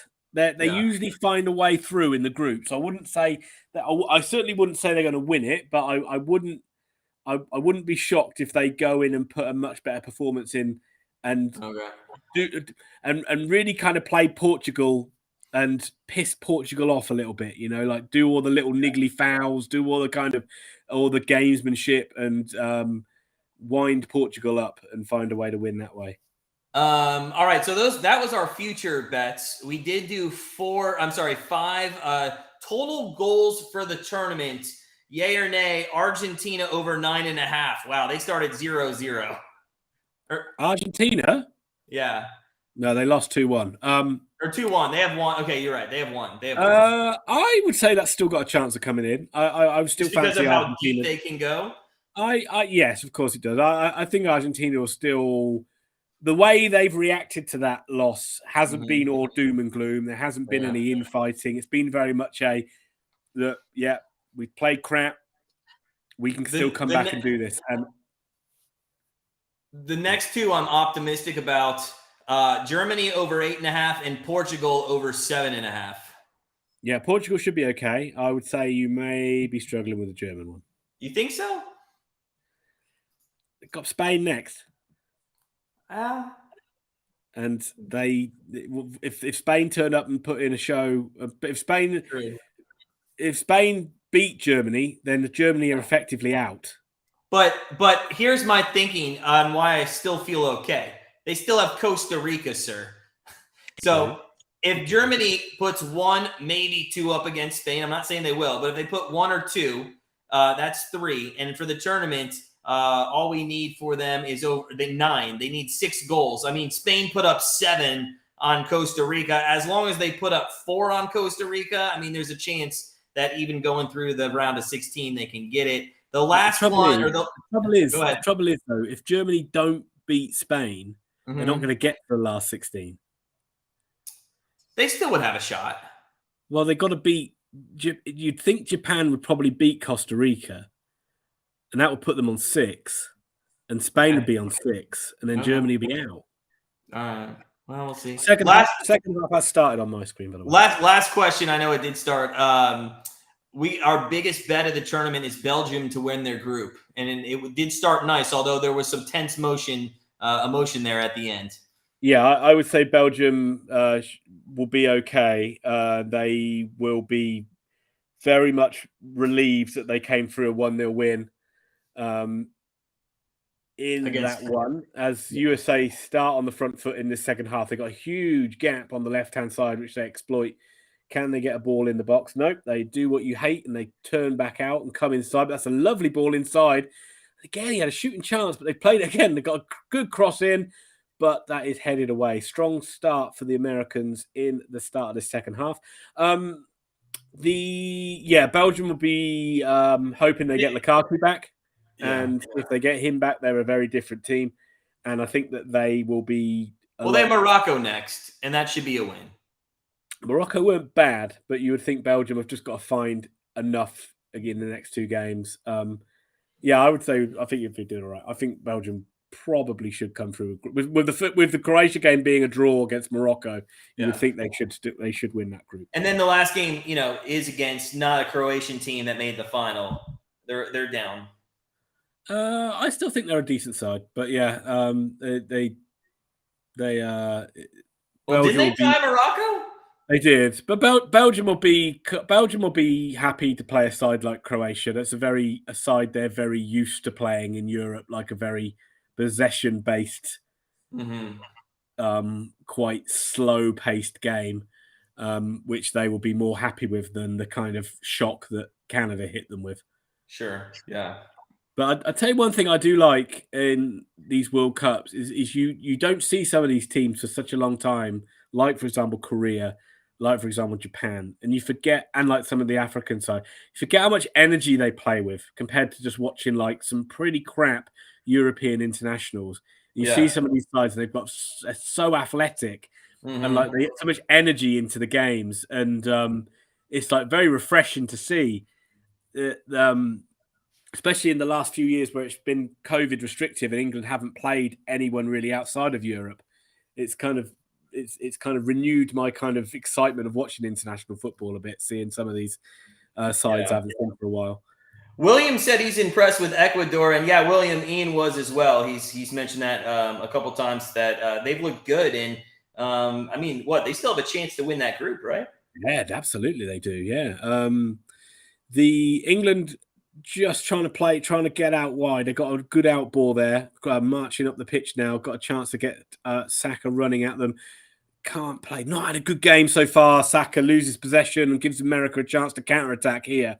But England do have plenty of bodies back. But it looks like old Wright has got into the penalty area here. They've let him just run. but his shot is blocked. It comes up to the edge of the box, and that is blazed over the bar. But I tell you what, England just it was either Weir or they let Wright. They'd let him just run all the way into the penalty area and just get it was a blocked shot, but England let him run far too far with the ball. Well, I'll tell you right now, if Wright scores right there, then there's no question he should have been on his team. I mean, I think he's. Again, they haven't really created a ton of chances to him, so USA struggles of having a target man get into the game continue, but it continues to be a bit of a battle in that midfield that England aren't really getting the better of at the moment. They're trying to, at the moment, move it around. And Sterling getting the ball very congested. That midfield three of America doing a really good job of crowding England out. But England do get the chance to get Saka one-on-one with the fullback, but he cuts back inside to Trippier. England not really going anywhere on the edge of the box. Can they pick a pass? Oh, lovely turn of pace, drop of the shoulder from Sterling, but American defender comes round and they can clear it up to the halfway line, and England have to start again. You know what I've noticed? Ecuador. Just going to say I remember you said you'd seen a little bit of them in South American qualifying, and they didn't look that exciting. But coming into this World Cup, they've looked really very energetic. They look very up for it, and they look like they played two different formations in two different games, and they've looked quite comfortable in both.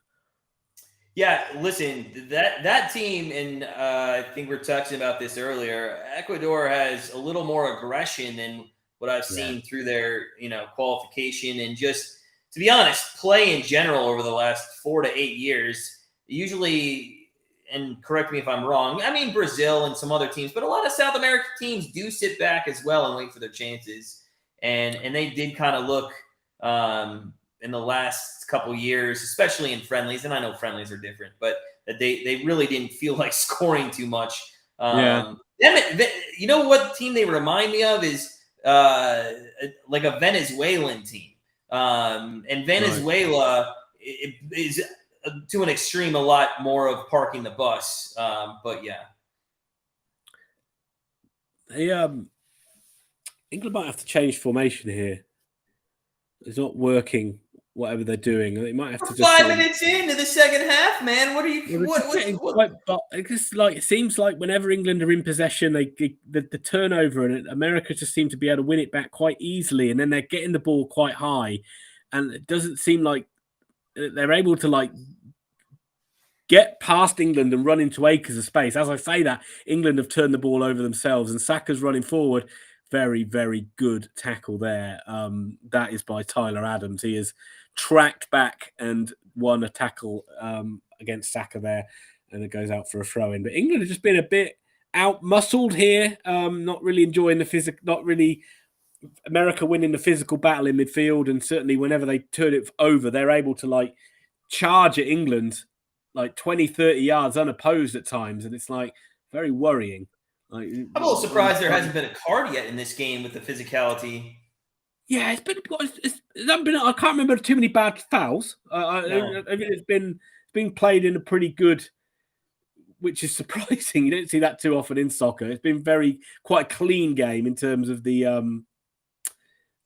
can't remember too many bad challenges or anything like that. I haven't seen too many players running around the referee trying to get someone booked, or people pretending they're injured or anything like that. It's been quite surprisingly clean game.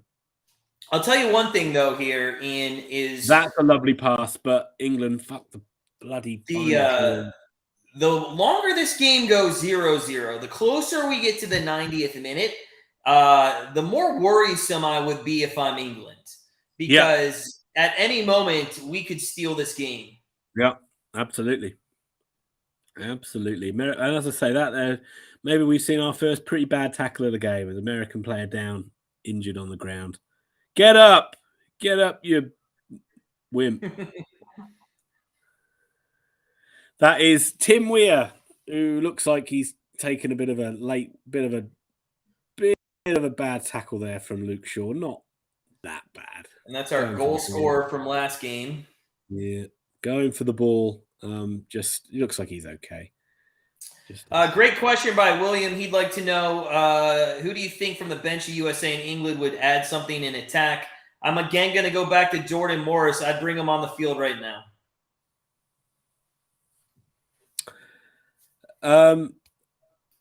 And obvious one for me, I'd always like to see Gio Reyna come on. I think he could add that bit of quality that USA need. From an England point of view, I haven't really seen Raheem Sterling do much. I haven't seen Saka do much. So I might like to see Rashford come on for one of those two. I wouldn't mind seeing Foden come on for Mount. But those are the only two changes I would maybe make at the moment. Those are the two I would make. I think they brought Morris on too late last time. I think I'd like to see him come on more around the 65th minute. We'll see if they can get him in the next 10, 12 minutes or here.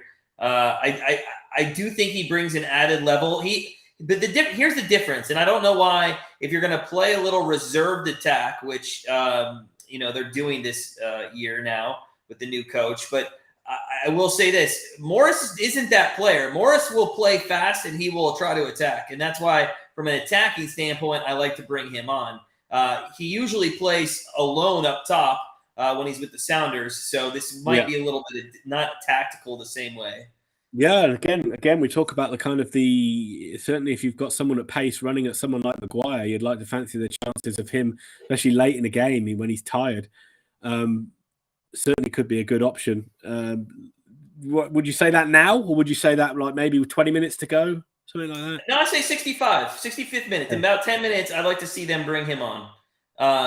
I'd like to. Here's the thing, Ian.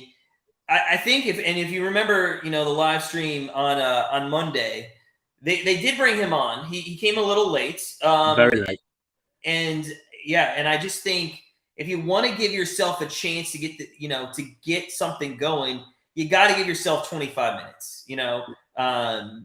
Nicking a goal with 6 minutes left because you brought somebody on, I just don't think is a good strategy. Like, let them get into the game. And more times than not, we see a lot of substitutes score goals. That's why they bring them on. Especially as it's pretty much like you don't have to change anything by bringing him on. You can go pretty much like for like, stick with the same tactics, and you don't have to. In all honesty, I think if you bring him on, you can actually sit more people back if you want. I think like I said, he's used to being a top alone. I think you can utilize just some midfielders, use some counterattacks. You could go switch that tactic instead of playing the whole field and playing a lot in the neutral zone. Sorry, that's an NHL reference, but I thought it was a Star Trek reference. That's a what? I thought it was a Star Trek reference. I just think I'd like to see a little more up in. Well, here you call it side to side, but I call it vertical movement down the field. So much, mate. USA have just really marched through England here. Great move, and that's a very good covering block, I think, by Declan Rice. But USA playing through the thirds and passing their way through England. Really nice move, and that was some pretty good football from the USA there. Well, I'll be honest with you. I'm surprised we're still awake because the 45 minutes they spend in that mid-third there just almost put me to sleep. Yeah, they did. Well, it was possession. It was they picked their moment, but then when they went, they was like 2 or 3 quick passes, and all the way back. England quite well. It needed a good block from the cutback. I thought that was going to be arrive to an American guy on the edge of the box to have a good shooting opportunity. But USA come again. England just cannot get a block, cannot stop them running forward. Can anyone get a block? No, they can't. It is a shot deflected behind for a corner. And all right, so we've got a corner. What England just cannot seem to deal with American players just running forward. It just seems like we just can't get near them at the moment. It's very worrying. England sitting back right now a little bit? I don't know what they're doing, Matt. It's very sluggish. It's very sluggish. It's like Did that go out for a corner? Was that deflected? Yeah, the corner was deflected behind. It's Pulisic over it now. Good ball. That's actually a very good header by Harry Maguire, and that's a foul, surely. Surely that's a foul. Yes, it is. I'm getting a bit tetchy now. That was actually that was a goal-saving header by Harry Maguire there, to give him his credit. By the way, I don't know if you can see any of the people on the crowd on your TV, but I'm pretty sure there was one of the guys at the Boston Tea Party there. Oh yeah, that's a foul, 100%. Oh, and then he kicks it in the goal, and oh my God, we just lost the match. You can't do that. How many times did you think the Boston Tea Party would be referenced in this stream? Well, I said over 4.5 myself because I knew I would say it 5 times. Matt, this is America. This is sustained pressure by the United States. England cannot get out of their half at the moment. It's just coming back in another wave, another cross in, behind for another corner. USA kick with a real head of steam here. Another corner kick. Another corner kick. Yeah, these are the World Cup memories I'm more used to with England, Matt, to be honest with you. Well, unfortunately, it can't go to a penalty shootout. No. Really great corner in from Pulisic, headed out almost from under his own bar, either by Maguire or either by Stones. And then very good tackle by Harry Kane on Pulisic again, but it's behind for another corner. If Harry Kane would have got that slightly wrong, then it would have been a penalty. It might have actually been Harry Kane with that header. So it shows you, if you've got Harry Kane back doing it, he is actually a good defensive player, Harry Kane, defending like set pieces, and he needed to be there for England. But come on, ride it out. Another good header away by England. Haven't got it clear yet, though. Comes to the edge of the box, and Pulisic in acres of space on wide. England have got to get out to him, and they do. And it's Kane again with another good tackle, who's able to bring the ball forward and get England up the pitch. I mean, what is going on? We're being pinned back here time and time again. England just cannot get out, and it's America who got the ball on the halfway line, ready to start another attack. I think you need to make a change, Southgate, and you need to make it pretty quick. I understand right now we're doing well. We're keeping possession and we're in the 18. But I still think this would be an ample opportunity to bring in an attacker like Morris, who can put the ball in the net. So, I mean, I understand that sometimes you only make the substitutions because you think you need a change. But why not bring one more person on and just go for the win right now? Sure. I could. Absolutely, why not? I mean, if America do, they should sense that they should smell blood in the water, really, that they got England right on the back foot here. But I also see you don't want to stop the match because then you lose that momentum. Dest now running inside. England just can't get near him. Edge of the box, shooting chance. England do finally crowd him out. I think that was Pulisic again, who England crowded out. Again, it just allowed Dest to just run forward. You think he skipped inside Bellingham like he wasn't even there. Like for all the plaudits that England got in the first game, they've been pretty non-existent in this one. And in the second half, especially, I know we're only like 20 minutes into it, been very much outplayed. Matthias calling for substitutes like yourself, saying Saka or Sterling don't hold the ball or create plays.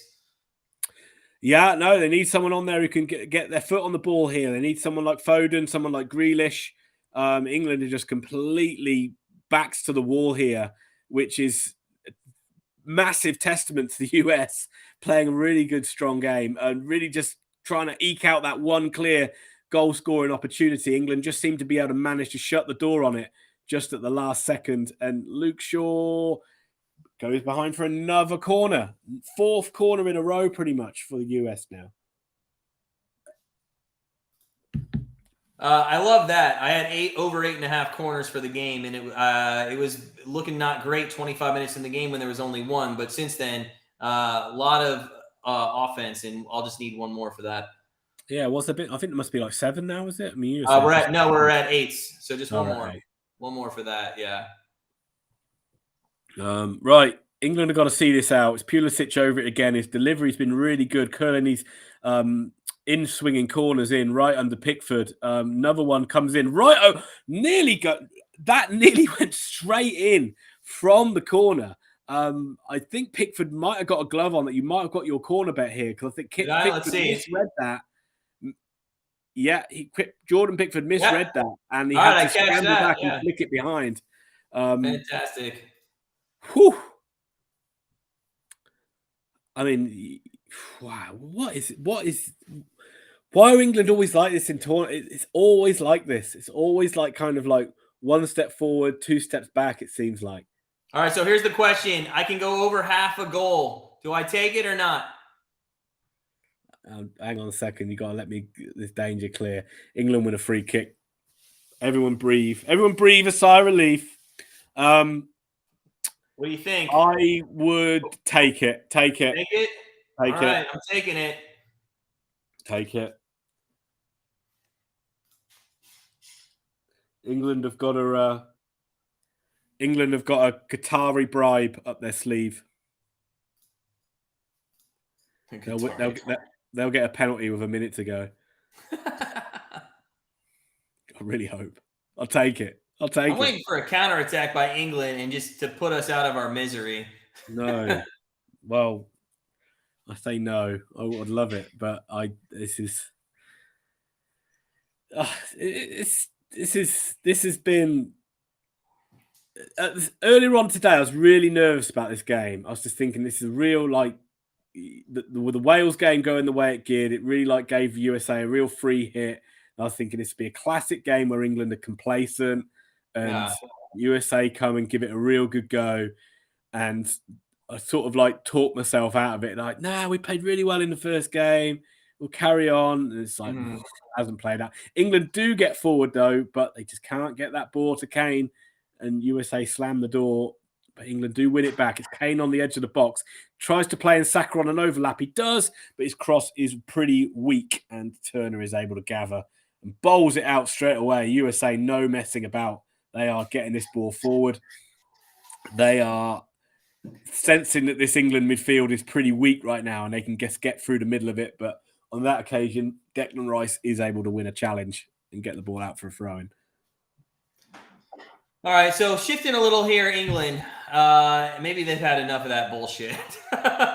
Yeah, I think this is a player coming on who. I thought that might have been a heavy touch from Matt Turner there, but he's got it out.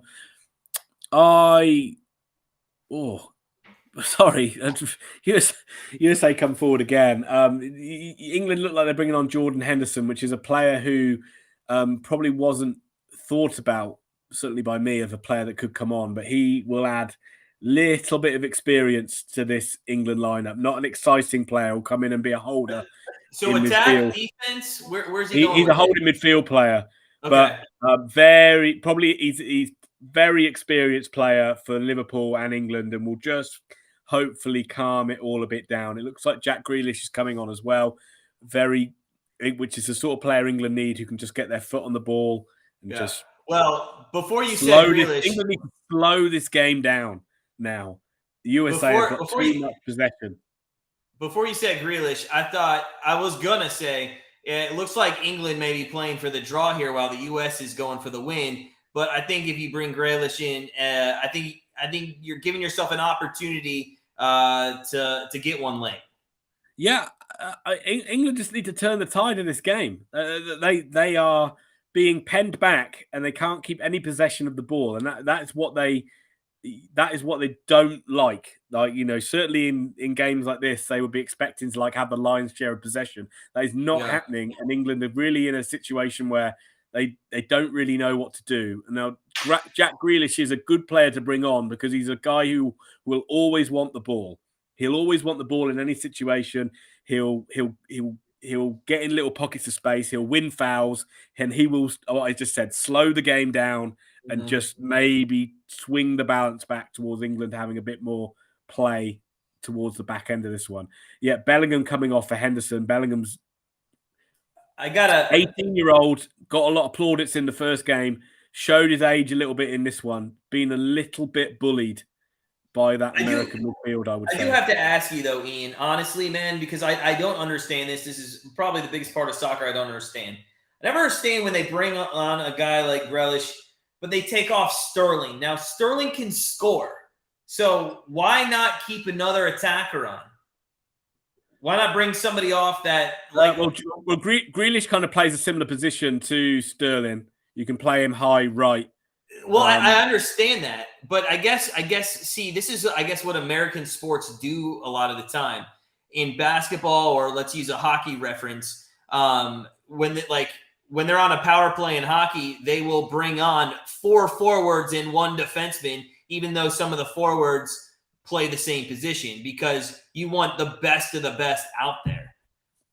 Yeah, it's a different it's a different kind of thing, really. It's like Sterling hasn't been effective in this game, and where Sterling is usually good for England is where you can get him running beyond Kane, who drops off deep and runs in behind,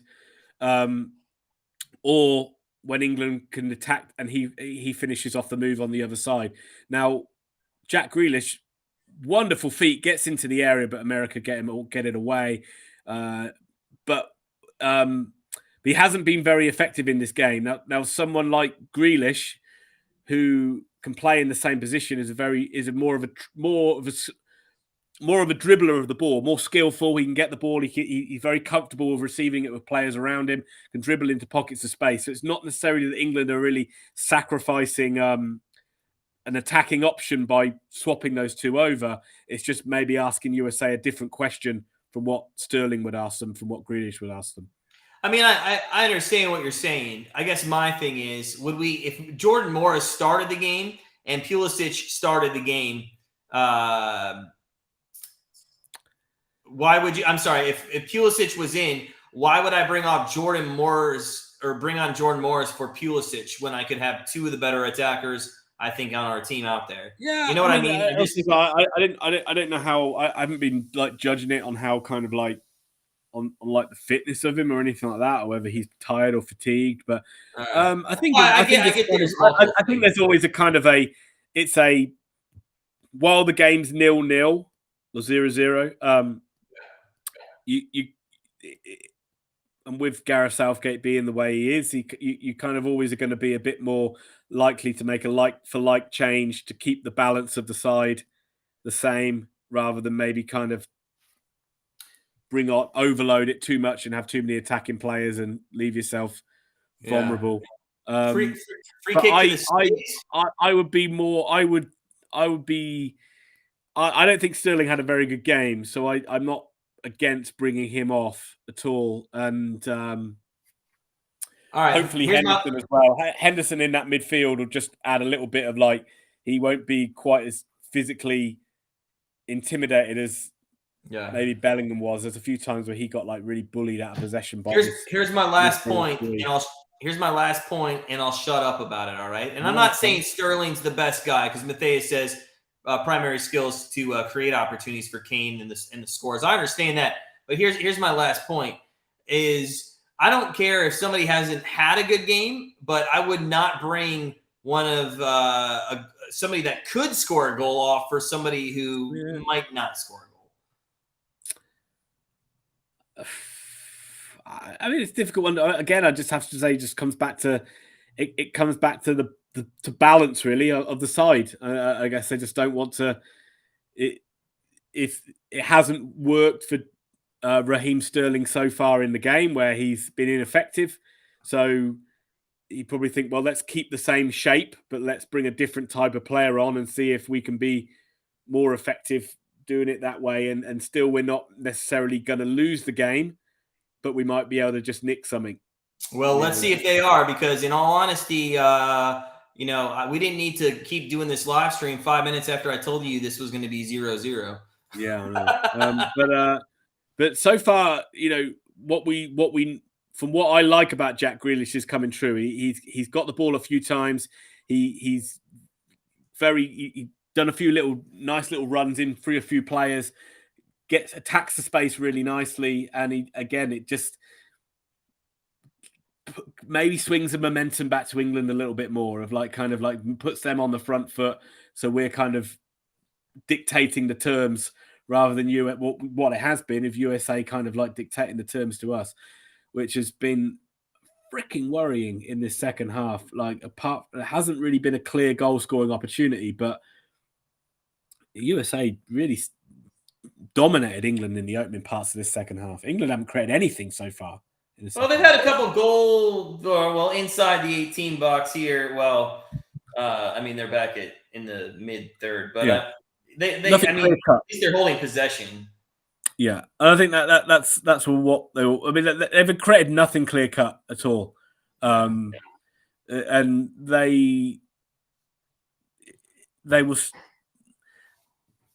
they'll kind of maybe be hoping as well a little bit that they might still be able to sucker USA with them overcommitting, trying to go for the win, and we can pick them off and get a 1-0 win. It looks like, all those predictions of us predicting goals look miles away from what we did at the start of the game, where we thought there'd be 3-1, or remember at the start in the live stream last time we talked about 4-2, but no, it's been very much more a cagey game.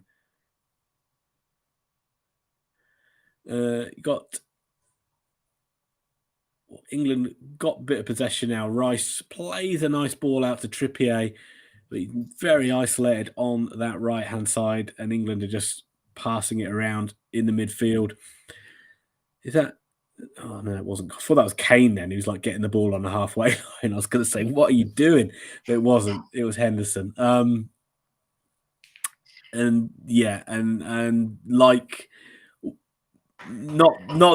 that you kind of are going to be happy with the tactics, but just for 5 minutes, I just wanted England to I'm quite happy with England just to pass the ball around amongst their players for 5 minutes to just kill a bit of momentum, which is what they're trying to do. They're trying to open up a bit of space now, and they come down the wing with Trippier. He's got an overload now, plays a nice ball into Saka, can't quite get it out of his feet, and as always, it's that final ball, which America is just not good enough, and America can smuggle it away. But England do come again with Kane from deep. Is Kane going to get a shooting opportunity away? Plays in Saka. It's off an American defender. It's behind. No, it's offside. And America get a free kick. So I think we're content, I guess, playing with our squad just because it's been working, and I think the coach is too nervous to make a change to get second guessed here at the moment. I just don't see anything happening until maybe then the time when it is to be waste. Well, there we go. But we have got changes. Do we?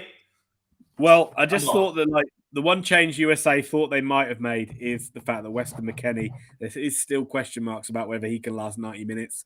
So maybe it's not completely surprising that he comes off. And Aronson's coming on, a midfielder from Leeds. Coming on instead of him. And England are bringing on Marcus Rashford, who I imagine is probably coming on for Bukayo Saka. I can't imagine he's going to come on for anybody else. And USA are also bringing on your main man, I think. Morris is coming on. I'm telling you, it's 10 minutes too late. No, Morris coming on. Morris coming on. No, they're taking Dest off. Another guy's on a yellow card, you see? That's two of the guys that are on a yellow card coming off. Yeah. So that is Sergio Dest coming off. It's a smart move, and this game's going to end 0-0, as we know. But Matthias does say he sees Kane will score with a Grealish assist. How about that, sir? I would love it, personally. Half of the live stream would like it. That is, as we suggested, as I predicted, that is Bukayo Saka coming off for Marcus Rashford. And again, another player from the first game against Iran who got a ton of plaudits, and rightly so. A very promising young player, but just hasn't been able to get into the game in the same way as he did against Iran. And but that, again, shows the strength of the quality of the players England can bring on, because Marcus Rashford ain't no chump. JT in the chat says he's from Argentina and he hoped the USA wins. I appreciate some USA love. If you are in the chat, we're hearing a lot of England love. Where's the USA love? Everybody hates England. I'm not surprised to see an Argentina fan wanting USA to win. Listen, so not surprisingly, I was quite happy to see Saudi Arabia beat Argentina. There we go. Hey, I will say, I think bringing on Rashford is a nice move. I do think that is good with him and Grealish and Kane up. I think you got a chance to probably get one here in the last 12 minutes or so. Yeah, I mean, England has still got options as well. I mean, you could still bring someone like Callum if you do want to maybe change it and take Kane off. I'm not sure what you would do that, but you could bring Callum Wilson on. You could also bring Phil Foden on, who a lot of people would probably say should be starting the games above Mason Mount anyway. Or you could, I don't think James Maddison is quite fit. Or you could maybe go for a bit of a left field one, change the fullbacks, bring someone like Trent Alexander-Arnold on, who might be a bit dodgy defensively, but can certainly provide a lot more going forward.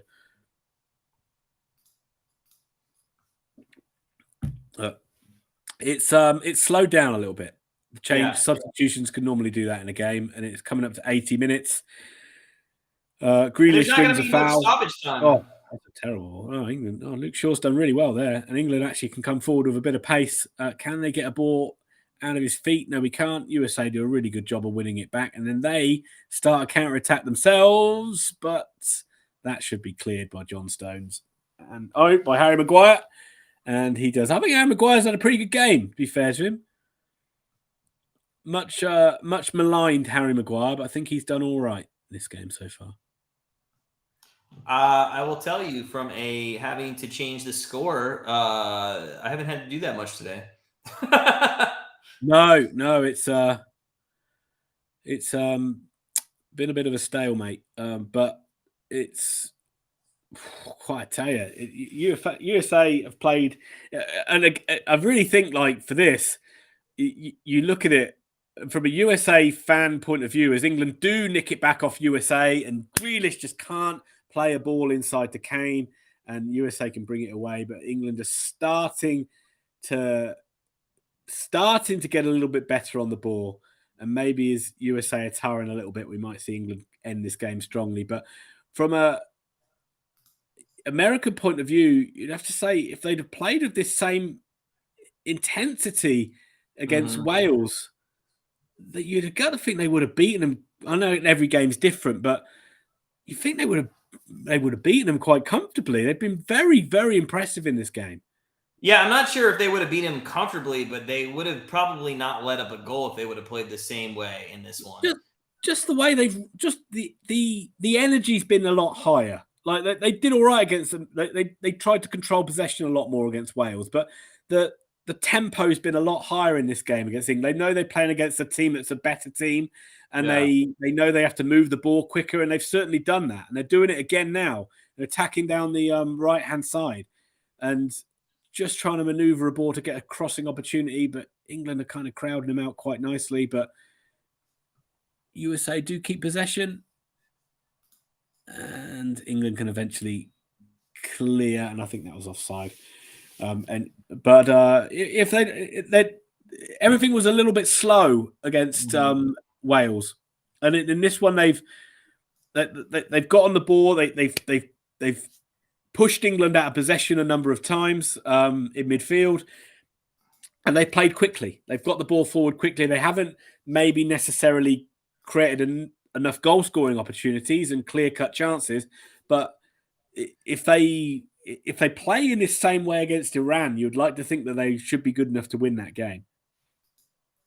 Yeah, and it looks like at the moment all they're going to need is a tie in that one. So, which again is a different proposition. Iran aren't going to play in the way England are going to play. Iran are going to try and piss America off like they did with Wales today and try and make the game very frustrating. Or the Gulf War. So make America lose their cool, and then and then take over the game from there.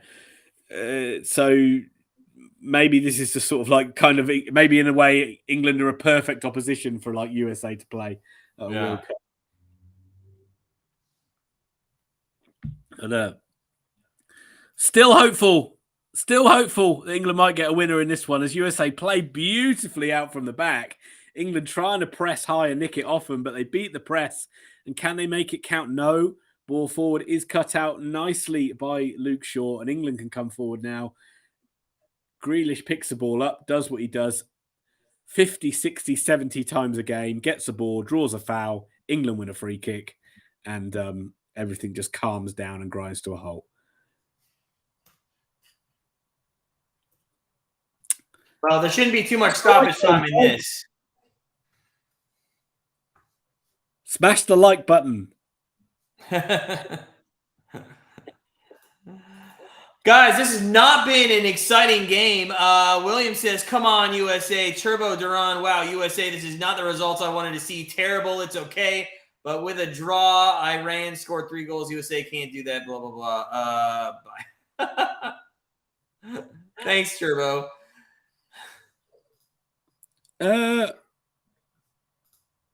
I mean, if I go back to the European Championships of whenever it was, are we going 2 years? Last year or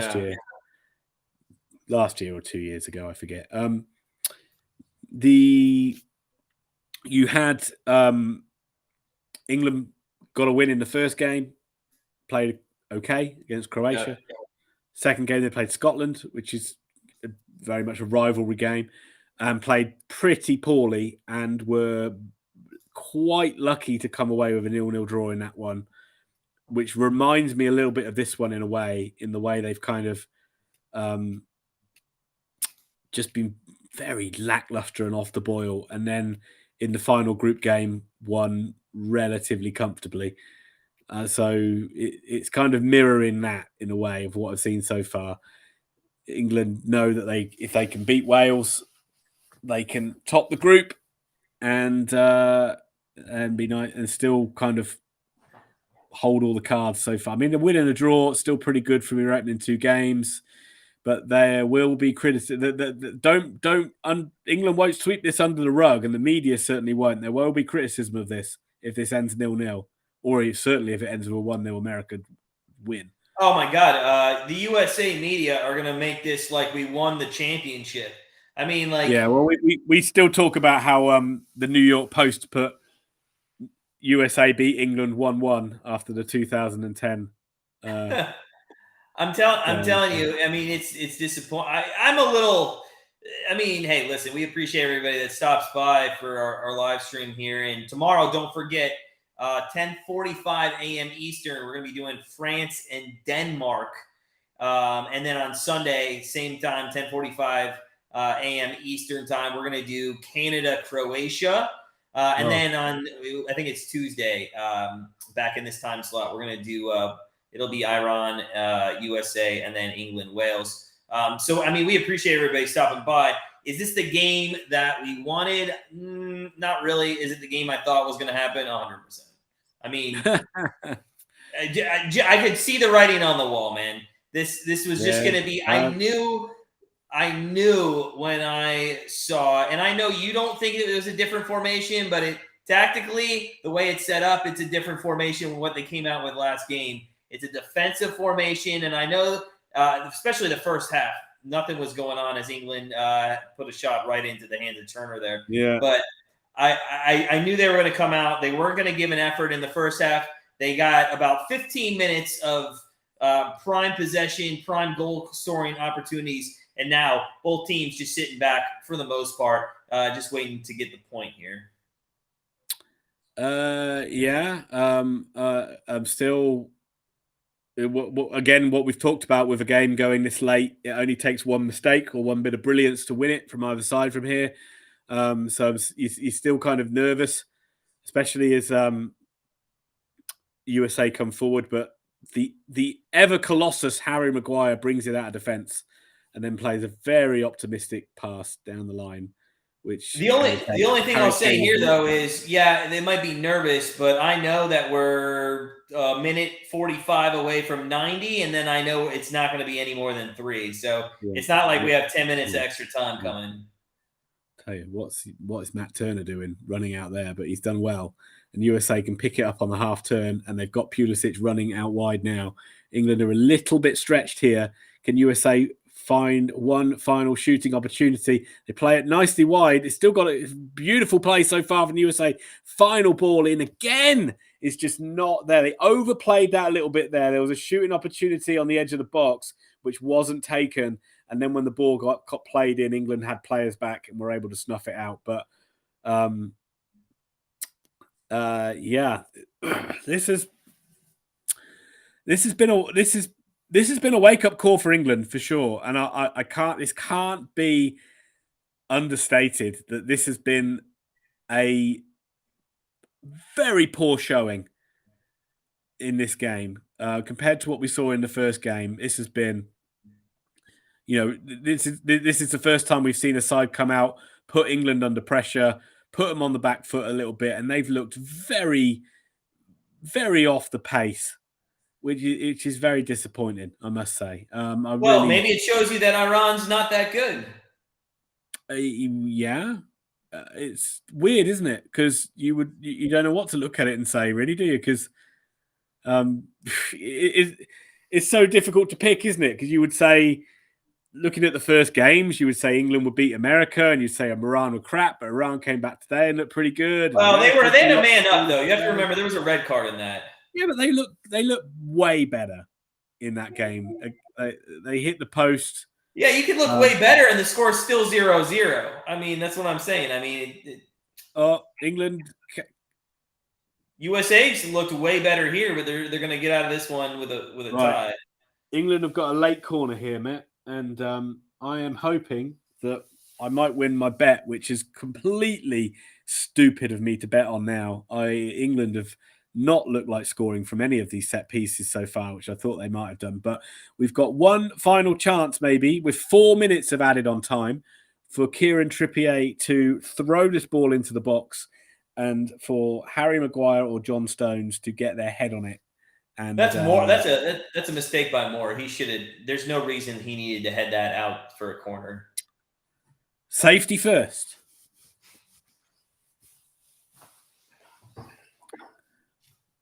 Trippier plays it in. It is won by Harry Maguire, but it is straight down into the ground, and it is bounced straight into the hands of Matt Turner. And that might be England's last chance to win this football match. And it's about 3 minutes left. It looks like, for whatever weird reason it is, this weird little anomaly that England just can't beat USA in World Cups, looks like it's going to continue.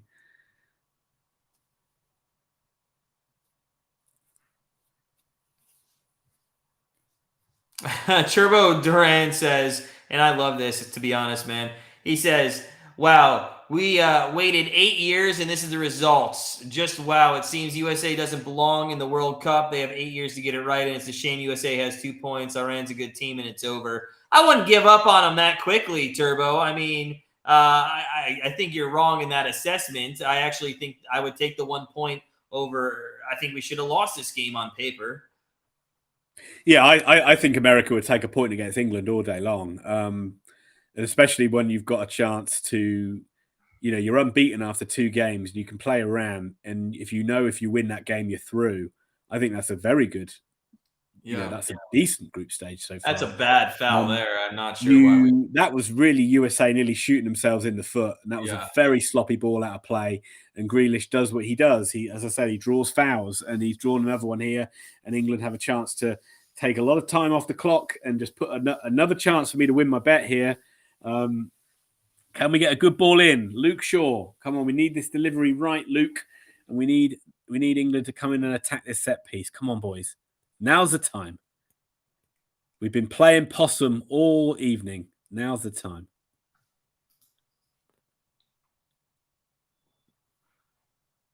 And here it is. Ball in. It's not bad. England are on it. And they did win the header. And it went miles wide. It's Harry Kane, of all people, who gets his head on the ball. And Well, if that would have happened, Matthias, I would have called you up immediately because that was the exact same situation. Kane from Grealish. Harry Kane, of the person you would want on the end of that ball is Harry Kane, and he's made a total ball. How did that go so wide? How did that go so wide? Really, you'll see a replay of that from the other angle in a minute, and you'll see how his techniques really let him down there. He's almost. Well, I don't think he knows where the goal is. I don't think he knows where the goal is.